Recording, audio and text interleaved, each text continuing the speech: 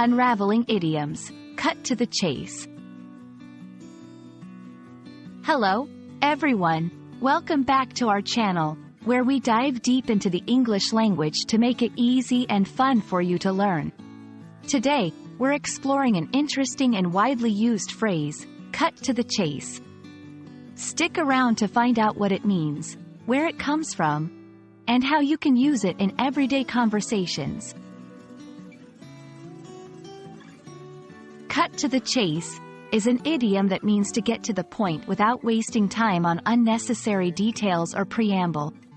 When someone tells you to cut to the chase, they're essentially asking you to skip the less important parts of your story or explanation and move directly to the main or interesting part. It's all about efficiency and focusing on what really matters.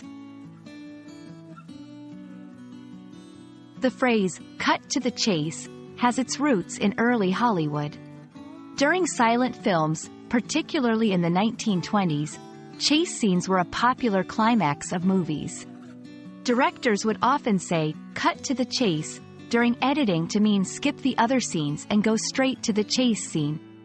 Over time, this phrase transcended its literal meaning and became a metaphor for getting to the point in any situation. Let's see how this phrase works in real-life scenarios. In a business meeting, I know time is precious, so let's cut to the chase and discuss the quarterly earnings. During a phone call, I'm in a bit of a hurry. Can you cut to the chase and tell me what you need? In storytelling, I'll cut to the chase. They found the treasure, but it was cursed.